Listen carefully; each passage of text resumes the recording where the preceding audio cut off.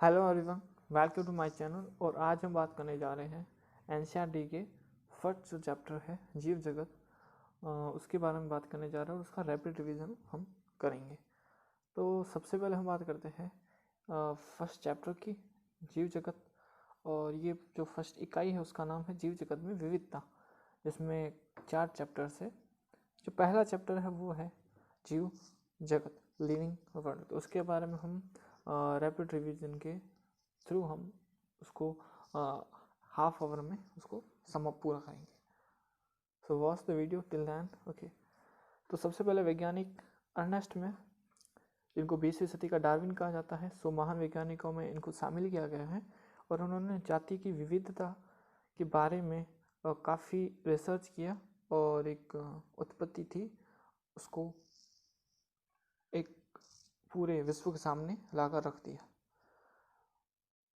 Ernest mayor को 3 पुरस्कार मिले थे, इसलिए इनको 3 ताजों को संज्ञा दी जाती है। इनको 1983 में इनको बाल्सन प्राइज, 1998 में जीव विज्ञान के लिए इंटरनेशनल प्राइज और 1999 में क्राफोर्ड प्राइज इनको मिला था। और 100 वर्ष की आयु में 2004 को ये स्वर्गवासी हो गए।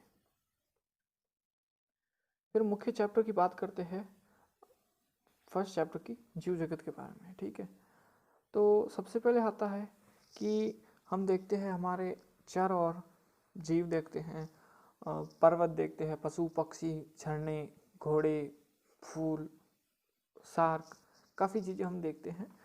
तो उनमें भी एक सवाल आता है कि हम पहाड़, पशु पक्षी, ये सब क्या है, कौन सजीव है कौन निर्जीव है। तो सबसे पहला क्वेश्चन आता है कि जीव क्या है, व्हाट इज द लिविंग। जीव को परिभाषित करने के लिए काफ़ी अभिलक्षणों को देखा गया। उसमें मुख्यतः ये थे कि वृद्धि, जनन, पर्यावरण के प्रति संवेदना का पता लगाना, उसके अनुकूल क्रिया करना। फिर उपापचय, समय की प्रतिलिपि बनाना, समय का संगठित करना, प्रतिक्रिया करना और उद्गम आदि को भी हम इसमें जोड़ सकते हैं। फिर सबसे पहले हम एक बात पॉइंट स्टार्ट करते हैं, वृद्धि। तो सभी जीव वृद्धि करते हैं। वृद्धि का परिभाषा क्या होगा, जीवों के भार तथा जीवों की संख्या में वृद्धि होना, इन दोनों को वृद्धि कहा गया है। बहुकोशिक जीव कोशिका विभाजन के द्वारा वृद्धि करते हैं। पौधे में वृद्धि जो होती है वो जीवन पर्यंत होती है। पौधा जो है वो जीवन पर्यंत वृद्धि करता है। अगर हम मनुष्य की बात करें, प्राणियों में बात करें, तो एक आयु तक ही उनमें वृद्धि होती है। फिर जीव का भार में वृद्धि भी वृद्धि होना वृद्धि समझा जाता है ना।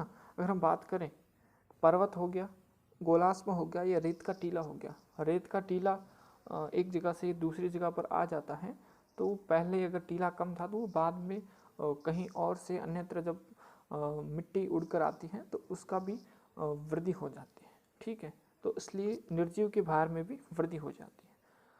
तो वृद्धि जो है वो सजीव और निर्जीव दोनों में होती है ना। निर्जीवों के भार में भी वृद्धि होती है और सजीवों के भार में भी वृद्धि होती है, संख्या में वृद्धि होती है।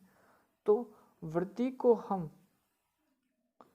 सजीव का विशिष्ट गुण नहीं मान सकते, इसलिए वृद्धि को जीवों का एक विशिष्ट गुण नहीं मान सकते, क्योंकि निर्जीव और सजीव दोनों ही वृद्धि दर्शाते हैं। इसलिए हम सजीव को पहचानने के लिए हम वृद्धि को आधार नहीं मान सकते।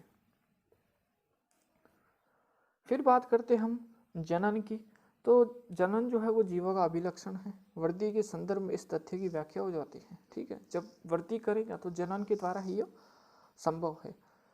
फंजाई की बात करें तो फंजाई जो है वो लाखों अलैंगिक बीजाणु द्वारा जनन करती है।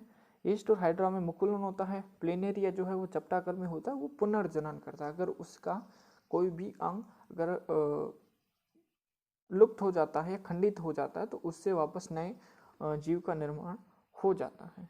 फंजाई तंतु में शैवाल मौस का प्रथम तंतु सभी विखंडन विधि द्वारा गुणन करते हैं। ठीक है, फिर यह एक क्वेश्चन आता है, एक प्रश्न आता है कि क्या जनन करने वाले सभी जीव जो है, सभी पादप जो है, क्या वह सजीव है। तो उसमें एक अपवाद आता है और एक लाइन भी आती है कुछ ऐसे भी जीव है जो जनन नहीं करते। खच्चर, बंदे, कामगार, मधुमक्खी और अनुवर मानव युगल। इस प्रकार से जनन जीवों के समग्र विशेष लक्षण नहीं हो सकता। अगर हम बात करें खच्चर की, तो वह सजीव है, वो जनन नहीं कर रहा, फिर भी वह सजीव है, तो हम इस आधार से हम कह सकते हैं कि जनन सम होना, जनन सम्य होना या जनन करना सजीव का गुण नहीं है। ठीक है, तो सजीव को हम किस आधार पर पहचान सकते हैं, उसमें हमने पहला देखा वृद्धि, जो कि उसका आधार नहीं हो सकता है। दूसरा हमने देखा जनन, वो भी उसका आधार नहीं हो सकता। फिर आता है उपापचय, कि उपापचय को हम किस तरह कह सकते हैं कि यह सजीवों का पहचानने का आधार हो सकता है। ठीक है, तो हमारे शरीर में जो रिएक्शन है जैव अणुओं का, छोटे जो जैव अणु है वो बड़े जैव अणुओं में, और बड़े जो जैव अणु है उनका छोटे जैव अणु में जो केमिकल रिएक्शन, रासायनिक अभिक्रिया जो होती रहती हैं, उसे हम उपापचयी क्रियाएं कहते हैं। ठीक है, हमारे शरीर में जितने भी रिएक्शन होगी वो हमको उपापचयी क्रिया कह सकते हैं। किसी भी निर्जीव में उपापचयी क्रियाएं नहीं होती हैं। जीव के शरीर से बाहर परख नली में की गई उपापचयी क्रियाएं न तो जैव और न ही निर्जीव, अतः उपापचयी क्रियाएं निरपवाद जीवों के विशिष्ट गुण को परिभाषित करती है। जो भी रेड कलर से मार्क है उनसे क्वेश्चन आया हुआ है या क्वेश्चन आ सकता है। जो येलो कलर में है वो भी इम्पोर्टेंट चीज है, और जो ग्रीन कलर में है वो आपको नॉर्मल एक बार पढ़ते ही याद हो जाएंगे। ठीक है, तो उपापचय जो है वो निर्विवाद रूप से सजीवों का पहचानने का, उसको परिभाषित करने का एक लक्षण है। शायद सभी जीवों का सबसे स्पष्ट, तुरंत परंतु पेचीदा अभिलक्षण अपने आसपास या पर्यावरण के उद्दीपनों, जो भौतिक, पर्यावरण और जैविक हो सकते हैं। ठीक है, तो एक और आधार आता है संवेदनशीलता या प्रतिक्रिया, कॉन्शियसनेस। कॉन्शियसनेस मतलब होता है सचेतना। पौधे जो होते हैं वो प्रकाश, पानी, हवा, तापमान और अन्य जीवों और प्रदूषकों, पॉल्यूटेंट के प्रति वो प्रतिक्रिया दिखाते हैं। ठीक है, पादपों और कुछ प्राणियों में एक मौसम के या एक वेदर के अनुकूल ही प्रजनन होता है, तो वो सभी उनसे प्रभावित होते हैं, वो उनके प्रति प्रतिक्रिया दर्शाते हैं। लेकिन मानव ही एक ऐसा जीव है जो स्वचेतन है, अर्थात जीवों को परिभाषित हम चेतना से हम जो है जीवों को परिभाषित करने के लिए अभिलक्षण। अगर हम सचेतना की बात करें तो निर्जीव जो है, जैसे लकड़ी हो गया, पत्थर हो गया, पहाड़ हो गया, पर्वत हो गया, वो सब निर्जीव हैं। अगर हम पत्थर को अगर एक किसी बिल्डिंग से नीचे गिरा देते हैं तो उसको कोई प्रतिक्रिया नहीं होगी। अगर हम पौधे की बात करें तो वो सचेतना कैसे दर्शाएगा। अगर हम छुई मुई के पौधे की बात करें तो हम उसे हाथ लगाते हैं तो उसकी जो पत्तियां हैं वो संकुचित हो जाती हैं, या काफी प्रकार की पादप जो है वो अपना शरीर जो है वो संकुचित कर देती है, या वो एक विषैले पदार्थ का स्त्रवण कर देती है, तो वह भी प्रतिक्रिया करती है। अगर हम प्राणियों की बात करें तो वो हवा, तापमान, पानी और प्रदूषकों से प्रभावित होते रहते हैं। और अगर मनुष्य की बात करें तो वो एक स्वचेतन व्यक्ति है और एक उदाहरण है। तो हम उपापचय को, है ना, पहला ऑप्शन हमने क्या पढ़ा कि उपापचय को, और दूसरा जो है सचेतना को। ये जो दो चीजें हैं इनको हम सजीवों के परिभाषित करने का मुख्य आधार मान सकते हैं। फिर ये भी क्वेश्चन आता है कि अगर कोई व्यक्ति जो हार्ट रोग से, फेफड़े रोग से पीड़ित है और उसको वेंटिलेटर पर रखा गया है, उसको मशीनों के द्वारा अगर उसको जीवित रखा गया है, तो क्या वह सजीव है या निर्जीव है? इसका अध्ययन आप उच्चतर क्लासों में आगे करेंगे। ठीक है, हम कह सकते हैं कि स्वप्रतिकृति विकासशील तथा स्वनियमनकारी पारस्परिक क्रियाशील तंत्र है जो बाह्य उद्दीपनों के प्रति अनुक्रिया की क्षमता रखते हैं। तो हमने सजीवों को तो ढूंढ लिया, तो सजीव भी बहुत सारे प्रकार के होते हैं, पौधे और जंतु, उनमें भी काफ़ी प्रकार के हमको मिलते हैं, तो इसलिए हम उनको कहते हैं विविधता या जीव जगत की विविधता। अगर हम बात करें तो वर्णित स्पीसीज की संख्या जो है वो 1.7 मिलियन से 1.8 मिलियन है जो वर्णित है, जिन्हें हम जैविक विविधता कहते हैं। फिर हम बात करते हैं कि इतने सारे जीव हैं, है ना, इतनी सारी जैव विविधता है, तो हम उसको किस प्रकार से हम उसको पहचानेंगे? तो उसके लिए जो होता है, वैज्ञानिकों ने नाम पद्धति का सुझाव दिया और उसको पहचानने के लिए एक आवश्यक उसको परिभाषित किया, नाम पद्धति को। नाम जो है वो किस प्रकार से दिए जाते हैं? अगर मैं बात करूं तो पौधों के लिए जो नाम है, वैज्ञानिक नाम, वो ICBN एक संस्था है, international code of botanical nomenclature. और प्राणियों के लिए जो नाम है वो एक इंटरनेशनल संस्था है, ICZN, international code of zoological nomenclature. इनसे भी क्वेश्चन एग्जाम में आ रखा है, तो ये भी आप याद कर सकते हैं। तो उनका जो नाम है वो इन संस्थाओं द्वारा दिए जाते हैं, वैज्ञानिक नाम। फिर वैज्ञानिक नाम किस प्रकार से होता है? तो वैज्ञानिक नाम में 2 घटक होते हैं, पहला वंश आता है, फिर जाति आती है। 2 चीजों का समावेश है, इसलिए इसको द्विनाम पद्धति कहा जाता है। और द्विनाम पद्धति की खोज महान वैज्ञानिक कैरोलस लिनियस ने की थी। अगर हम आम का वैज्ञानिक नाम की बात करें तो आम का वैज्ञानिक नाम मैजीफेरा इंडिका होता है। मैजीफेरा जो है वो आगे का शब्द है, इसलिए ये वंश का नाम है, और इंडिका जो है वो पीछे का शब्द है, तो एक इस विशिष्ट स्पीसीज या जाति का एक शब्द है। फिर कुछ नियम होते हैं जो कि इनको लिखने के लिए यूज में आते हैं। तो सबसे पहले आता है कि लैटिन भाषा में शब्द लिखे जाते हैं, वैज्ञानिक नाम तिरछे अक्षरों में लिखे जाते हैं। पहला शब्द वंश नाम, दूसरा शब्द जाति संकेतक। हाथ से अगर लिखेंगे तो अलग अलग करके उसको अंडरलाइन करके लिखेंगे, और अगर छपाई करेंगे अगर उसको कंप्यूटर में, तो हम उसको तिरछा करके इटैलिक में लिख सकते हैं। फिर हमने देखा कि पहला अक्षर जो है वो वंश का नाम होता है, वो बड़े अक्षरों में होना चाहिए, और जो दूसरा जाति संकेत पद होता है वो छोटे अक्षरों में होना चाहिए। और अगर किसी वैज्ञानिक ने उसको स्पीसीज को अगर पहले से वर्णन किया है तो उसका भी वैज्ञानिक का नाम कोष्ठक में लिखा जाता है। जैसे मैजीफेरा इंडिका का नाम तो सबसे पहले स्पीसीज का वर्णन लिनियस ने, कैरोलस लिनियस ने किया था, तो उसका पीछे नाम लीन लिखा गया है, संक्षेप में लिखा जाता है, इसलिए लीन लिखा गया है। यद्यपि सभी जीवों को अध्ययन करना असंभव लगता है, इसलिए ऐसी युक्ति बनाने के लिए संभव हो, इसलिए इसको क्या किया गया? वर्गीकृत किया गया। वर्गीकरण में भी काफ़ी दृश्य गुणों के आधार पर हम उसको वर्गीकृत कर सकते हैं। जैसे हम कीट है, कुत्ता है, बिल्ली है, सबको गेहूँ है, और काफ़ी प्रकार के पौधे और जंतुओं को हम परिभाषित कर सकते हैं। लेकिन इन वर्गों को क्या कहा जाता है? टैक्सा। ठीक है, टैक्सा क्या होता है? पौधे भी एक टैक्सा है, गेहूँ भी एक टैक्सा है, और सभी प्रकार की जो चीज़ है वो टैक्सा आती है।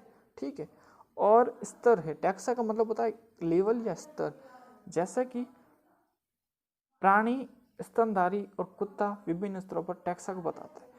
पहले हम बात करेंगे कि प्राणियों के बारे में, फिर हम प्राणियों में स्तनधारी के बारे में बात करेंगे, फिर स्तनधारी से हम जो कुत्तों की प्रजाति है या कुत्ता है उस पर बात करेंगे। तो ये सब जो है प्राणी, स्तनधारी और कुत्ता, ये सब क्या है? टैक्सा को निरूपित करता है। इसलिए गुणों के आधार पर सभी जीवों को टैक्सा में वर्गीकृत किया हुआ है। ठीक है, तो टैक्सा में परिवर्तित टैक्सा में वर्गीकृत करने का जो महत्व है और किस आधार पर उनको वर्गीकृत किया गया, जैसे उनके प्रकार क्या है, वो किस प्रकार से रचना है, उनकी सेल स्ट्रक्चर क्या है, उनका जो इवोल्यूशनरी प्रक्रम क्या है, इवोल्यूशनरी प्रोसेस क्या है, और पारिस्थितिकी सूचनाएं। पारिस्थितिकी सूचना मतलब होता है इकोलॉजिकल, जो भी उनका जो डाटा है उसके आधार पर उनको वर्गीकृत किया गया है। तो पहचानना, उनको उनका विशेषीकरण करना, उनको पहचानना और उनको एक वर्ग में रखना, ये सब कहलाता है वर्गीकी। ठीक है, फिर हम बात करते हैं वर्गीकरण पद्धति क्या होगी। तो वर्गीकरण पद्धति ये होती है, वर्गीकरण पद्धति को इंग्लिश में कहते हैं सिस्टेमेटिक्स। नॉर्म से ही समझ सकते हैं आप। सिस्टेमेटिक्स का मतलब होता है उसको एक नियमित व्यवस्था में लगाना। तो जीवों की नियमित व्यवस्था, एक लैटिन शब्द है, करना, जीवों की नियमित व्यवस्था करना वर्गीकरण पद्धति कहलाता है। लिनियस जो वैज्ञानिक थे, कैरोलस लिनियस, उन्होंने एक किताब लिखी थी, उनका नाम क्या था? सिस्टेमा नेचुरी। सिस्टम नेचुरी का मतलब होता है एक सिस्टम से नेचर को करना, व्यवस्थित करना। फिर बात करते हैं वर्गी की, सवर्गी की। ठीक है, वर्गी की एकल सोपान प्रक्रम नहीं है। ठीक है, इसमें काफ़ी पद आते हैं अगर हम बात करें वर्गीकरण की। ठीक है, तो अगर हम वर्गीकरण की बात करें तो उसमें काफ़ी पद आते हैं। जैसे हमने बात करी, जगत आता है, संघ आते हैं, अगर जंतु है तो संघ, पौधे है तो भाग, फिर वर्ग, गण, वंश और जाति, ये सारे जो है इसका हम ऑर्डर भी देखेंगे। पौधे हो या प्राणी हो, दोनों में जो सबसे निचला सवर्ग है वो स्पीसीज है या जाति है। ठीक है, फिर हम बात करते हैं स्पीसीज के बारे में। जो सबसे पहला सवर्ग है या जो सबसे पहला लेवल है। स्पीसीज क्या होता है? वर्गीय के अध्ययन में जीवों के वर्ग जिसमें मौलिक समानता होती है। एक जाति के जो जंतु होंगे, एक जाति के जो पौधे होंगे, उनको एक जाति में ही रखा जाएगा। ठीक है, जैसे मैंजीफेरा इंडिका है ना, इसका जो पहला अक्षर है वो वंश को दर्शाता है, दूसरा अक्षर जो है शब्द है वह जाति को दर्शाता है।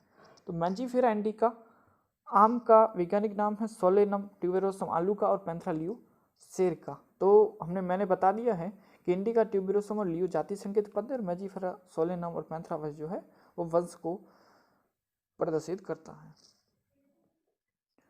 प्रत्येक वंश में हम आगे बात करेंगे वंश की। तो एक वंश में है ना, अगर हम बात करें एक वंश में, तो एक वंश में काफ़ी प्रकार की जो जातियां हैं, जैसे एक जाति, दो जाति और तीन जाति, काफ़ी प्रकार की जातियां उसमें हम देख सकते हैं। ठीक है, तो उनके जो आकार की गुण समान होते हैं वो एक जाति में आ जाते हैं। ठीक है, पैंथरा एक अन्य जाति संकेत पद है। पैंथरा का एक अन्य जाति संकेत पद क्या है? टिग्रिस। तो पैंथरा लियो भी होता है ना, पैंथरा लियो, पैंथरा टिग्रिस, तो ये दोनों जो है वो पैंथरा में आते हैं। उसके साथ साथ आप देखेंगे कि सोलेनम, हमने आलू के वैज्ञानिक नाम की बात करी, सोलेनम ट्यूबेरोसम, तो सोलेनम ट्यूबेरोसम के साथ सोलेनम नाइग्रम और सोलेनम मेलांजना भी आते हैं। ये जातियां है। ठीक है, फिर मानव के वैज्ञानिक नाम की बात करें तो होमो सेपियंस, आप सबको पता होगा, होमो वंश है और सेपियंस जाति है। फिर हम बात करते हैं वंश की जिसमें जातियां आती हैं। ठीक है, या वंश एक संबंधित स्पीसीज का एक समूह है। अगर आलू, टमाटर और बैंगन ये तीन अलग अलग स्पीसीज है, लेकिन इनका वंश जो है वो सोलेनम है, वो एक ही है। शेर, पैंथरा लियो, चीता, पैंथर पार्डस और पैंथर टिग्रिस, इनमें बहुत से गुण समान है, इसलिए पैंथरा वंश में आते हैं। ठीक है, यह वंश दूसरे वंश फेलिस जिसमें बिल्ली आती है से भिन्न है। ठीक है, तो पैंथरा है, पैंथरा भी एक वंश है, फेलिस भी एक वंश है। फेलिस वंश में बिल्ली आती हैं, पैंथरा वंश में शेर, चीता और पैंथरा टिग्रिस आते हैं।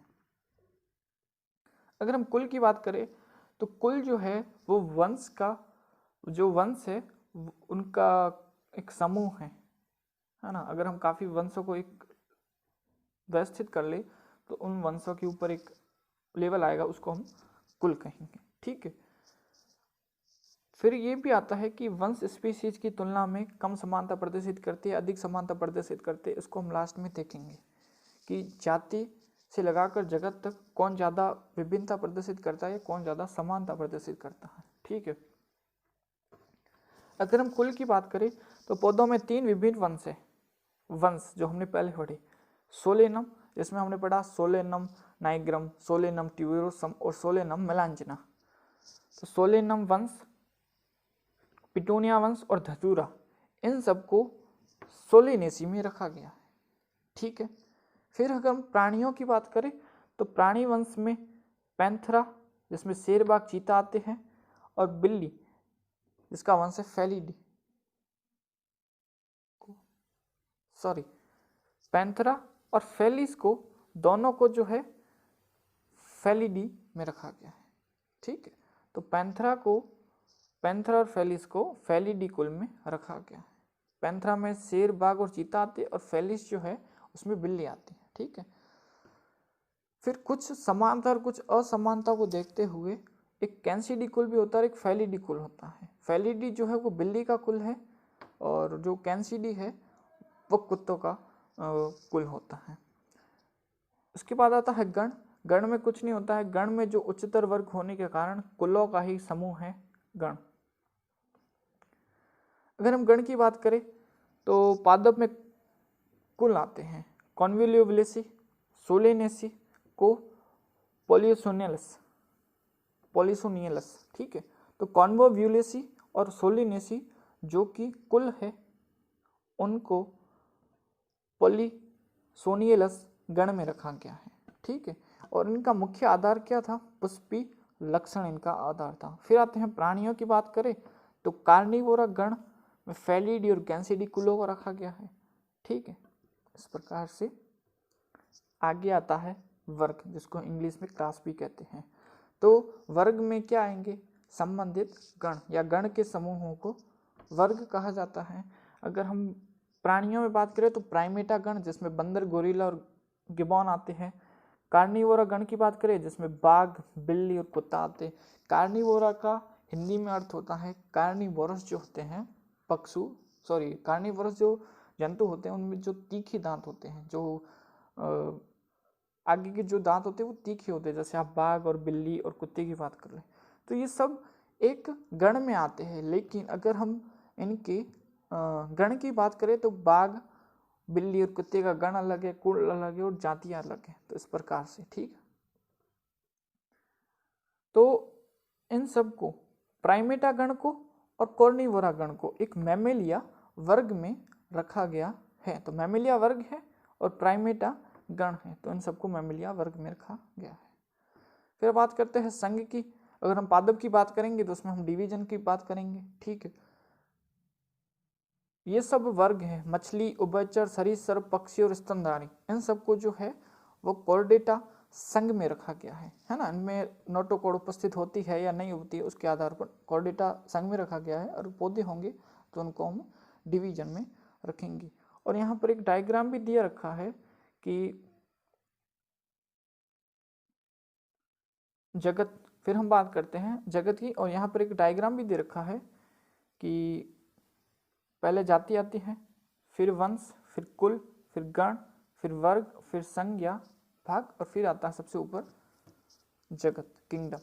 तो यहाँ पर हम जगत की बात करते हैं तो जगत में क्या होता है, सब चीजें आ जाती हैं, ठीक है। अगर हम पादपों की बात करें तो पादप में एनिमिलिया हम जगत कहते हैं, और प्लांट की बात करें तो प्लांटी जगत उनका आ जाता है, ठीक है।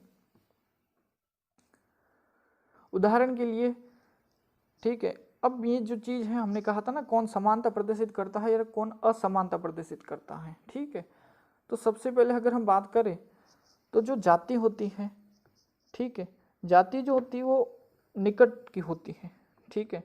जगत जो है ना, जगत में मछली भी आती है, मगरमच्छ भी आता है, कुत्ता भी आता है, बिल्ली भी आती है। तो जगत में काफ़ी विविधताएं हैं, सभी प्रकार के जंतु, पक्षी सब इसमें आ गए। अगर हम जाति की बात करें तो अगर हम किसी कुत्तों की जाति की बात करें तो उसमें क्या आएंगे? ओनली डॉग्स आएंगे। तो इस प्रकार से हम कह सकते हैं कि जाति जो है वो ज़्यादा समानता दर्शाती है, जबकि जगत जो है वो ज़्यादा विभिन्नता दर्शाती है। उस प्रकार से क्वेश्चन आ सकता है कि जाति, फिर कुल, गण, वर्ग, इनमें से कौन ज़्यादा समानता दर्शाता है, कौन ज़्यादा विभिन्नता दर्शाता है। फिर एक टेबल आता है जिसमें वैज्ञानिक नाम दिए हुए हैं, जैसे मानव का होमोसेपियंस, घरेलू मक्खी का मस्का डोमेस्टिका, आम का मैजिफेरा इंडिका और गेहूं का टिट्रिकम एस्टिवम।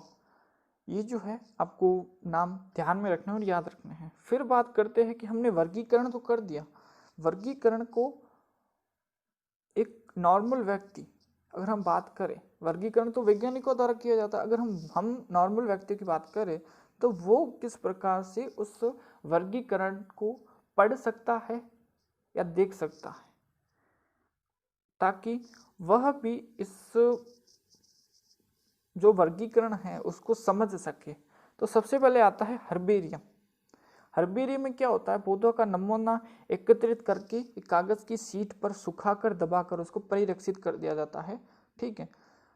उस पर एक लेबल लगाया जाता है, उस पर उस एकत्र करने की तिथि, स्थान, पौधे का इंग्लिश नाम, पौधे का स्थानीय नाम और वैज्ञानिक नाम, कुल एकत्र करने का नाम आदि लिखा रहता है। हर्बेरियम वर्गीय के अध्ययन के लिए तत्काल एक संदर्भ है ना। अगर उसमें किसी पादप की हम हर्बेरियम शीट देखें, हर्बेरियम शीट इस प्रकार की दिखाई देती है, ये किसी हर्बेरियम का फोटो यहाँ पे दिया हुआ एनसीईआरटी में। तो अगर हम इस हर्बेरियम को शीट को देखेंगे तो हमको उसका उस सैंपल को कलेक्ट करने की तारीख, उसका वैज्ञानिक नाम, स्थानीय नाम, इंग्लिश नाम, उस वैज्ञानिक का नाम, सब चीज़ें, कुल, गण, उसका सब पता चल जाता है। उसी के साथ अगर हम वनस्पति उद्यान की बात करें, बॉटनिकल गार्डन, वह भी हमें जीवित पौधों को संग्रहण करता है और उससे हमको उनके वर्गीकरण की भी जानकारी मिलती है, ठीक है, क्योंकि उन पर वनस्पति और वैज्ञानिक नाम या उनके कुल का नाम लिखा रहता है। प्रसिद्ध बॉटनिकल गार्डन जो एनसीईआरटी में दे रखे हैं 3, फर्स्ट आता है क्यू जो कि इंग्लैंड में स्थित है, फिर आता है Indian botanical garden Howrah Bharat, और national botanical research institute Lucknow जो कि भारत में स्थित है, ठीक है। फिर आता है संग्रहालय, संग्रहालय मतलब म्यूजियम, आप कभी ना कभी म्यूजियम तो गए होंगे, ठीक है। वहाँ पर क्या होता है कि जो पौधे होते हैं और जो प्राणी होते हैं उनको एक सुरक्षित या परिरक्षित घोल में डालकर उनको सुरक्षित रखा जाता है, ठीक है। अगर हम कीटों की बात करें तो आपने कभी कभी वहाँ पर जो तितली होती है या जो कीट पतंग होते हैं उनको भी देखा जाता है, तो उनको भी मार कर या उनको डिब्बों में पैक करके बाद में वो मर जाते हैं, तो फिर उनको वहाँ पर रख दिया जाता है और उन पर उनका कुल, गण, वर्ग, जाति और जगत का उनका वर्णन किया जाता है। अगर काफ़ी बड़े होते हैं तो उनमें कंकाल भी रखे जाते हैं डायनासोर्स वगैरह के, और जो नॉर्मल बड़े प्राणी होते हैं उनमें खुद में वो परिरक्षित जो पदार्थ होता है वो डालकर उनको सुरक्षित रखा जाता है। फिर आता है चिड़ियाघर, जूलॉजिकल पार्क या जू, ठीक है। वहाँ पर जीवित प्राणियों को रखा जाता है, जैसा कि आप इस चित्र में देख रहे हैं, ये राइनासोरस है, ये सारस है, ये एलिफेंट है और ये टाइगर है। ये अलग अलग जू का फोटो यहाँ पे दे रखा है। ये तो हमने आंखों से देख लिया, हर्बेरियम हो गया, जू हो गया, बॉटनिकल गार्डन हो गया। अगर हमको कुछ पढ़ना है वर्गीकरण के हेतु तो हम कुंजी अथवा चाबी जो एक आता है उसमें क्या होता है, किसी युग्मकों के बारे में पूरी जानकारी दे रखी होती है और उनके कुल, वंश, जाति की पूरी जानकारी उसमें समावेशित होती है। और भी कुंजी के अलावा मैनुअल, मोनोग्राफ, मोनोग्राफ एक पुस्तक आती है जिस पर एक विषय के बारे में, है ना, मोनोग्राफ जो होता है वो एक टैक्सान की पूरी जानकारी देता है। अगर आप जाति के बारे में पढ़ रहे हैं तो आप जाति ही उसमें पूरा पढ़ेंगे। फिर आता है कैटलॉग, आपने काफ़ी सारे कैटलॉग देखे होंगे नॉर्मल जीवन में, तो उसी के साथ साथ एक कैटलॉग आता है जिसमें पूरे प्राणियों का वर्णन दे रखा होता है, वर्गीकरण दे रखा होता है। फिर आती है फ्लोरा, फ्लोरा अगर आप दिल्ली में जाएंगे तो दिल्ली या किसी भी शहर में जाते हैं तो फ्लोरा वहाँ के उपस्थित जीव और प्राणियों का और पौधों का वर्णन होता है कि इस स्थानीय जो जगह है वहाँ पर किस प्रकार के जीव जंतु पाए जाते हैं, किस प्रकार के पौधे पाए जाते हैं, उनका पूरा वर्णन मिलता है और उनके वर्गीकरण के आधार पर जाति, उनका वर्ग, उनका गण, कुल, सभी प्रकार के उसमें वर्णन होते हैं। तो इसी के साथ चैप्टर खत्म होता है और हम सारांश की बात करते हैं। तो सबसे पहले हमने देखा कि जो जीव है उसको हमने पहले पहचाना, सबसे पहले हमने बात की कि लिविंग क्या है ना। फिर हमने लिविंग वर्ड की बात की, फिर हमने देखा कि काफ़ी सारे सजीव जंतु हैं तो उनको वर्गीकरण के लिए कुछ तो जरूरी होगा, तो पहले हमको उसकी पहचान की, फिर नामकरण किया, फिर वर्गीकरण किया, फिर अंतर्राष्ट्रीय कोड उनको दिया। जैसे जो जंतुओं की नामकरण की संस्था है उसको बोलते हैं IC, international code of zoological, और international code of botanical nomenclature. तो international code of zoological nomenclature मतलब ICZN, international code for zoological nomenclature, और ICBN, international code for botanical nomenclature. फिर हमने उनका नाम देखा, फिर हमने देखा कि जाति क्या होती है, जाति से लगाकर हमने जगत के अनेक टैक्सा के बारे में हमने अध्ययन किया।